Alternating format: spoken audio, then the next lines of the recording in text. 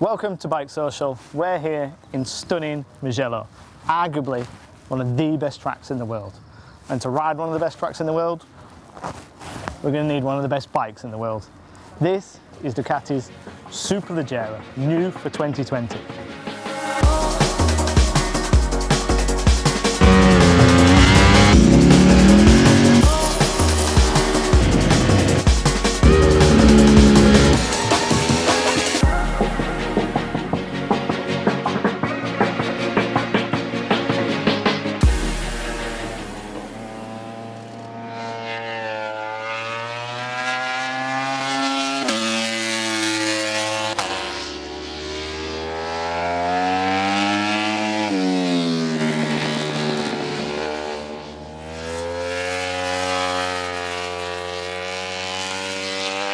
It's kind of difficult on where to start on which is arguably the best production bike currently available on the road at the moment.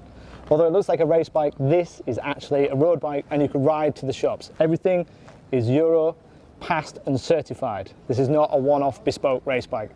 You can buy this bike if you've got 100,000 euros and join the list.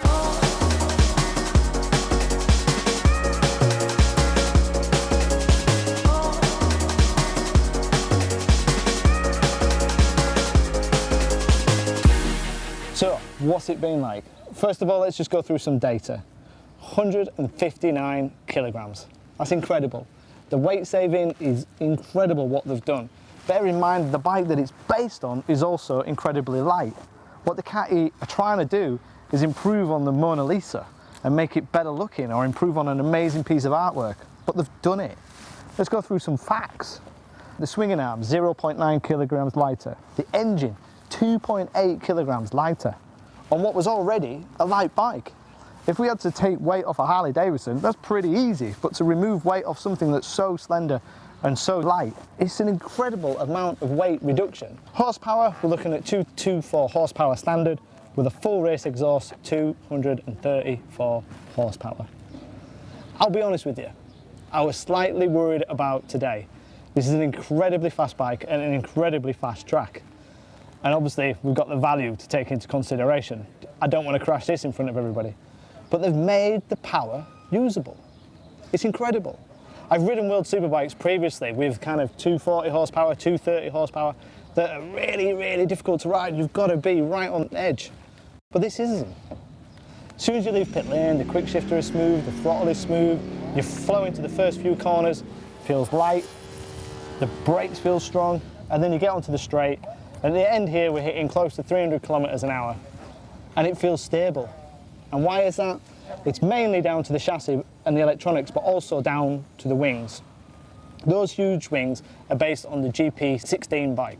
Now in MotoGP in 2016, there was no rules, legislation governing how big the wings could be. So they were the best wings. From then on, the FIM have put rules governing the size and the shape of the wings. So these wings actually outperform the wings on the current MotoGP bike.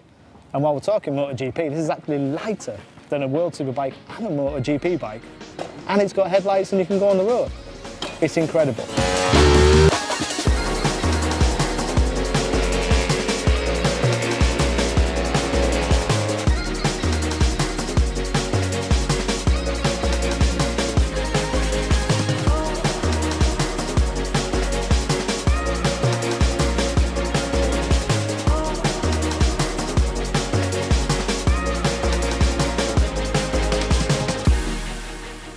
Second lap, let's wind it on. Let's see what it's like. The power is incredible. The clever electronics control it in the first two gears. If you want full power, you can go into the race A mode that will give you full fat in the first two gears. But it's just so stable and so usable. The lightness, the agility, the brakes. I'm really, really struggling to find any negative of this incredible bike. I'm losing words to describe the superlatives of how unbelievably good this bike is. I've done this job for 22 years and I'm struggling to remember a production bike that gave me the same feeling this does. On the last lap I was feeling quite emotional after riding such an incredible bike. It's going to be for the very few with a high price tag. It's the poster bike for the next 5 years, but what an incredible bike. This has got to be the best production bike available at the moment.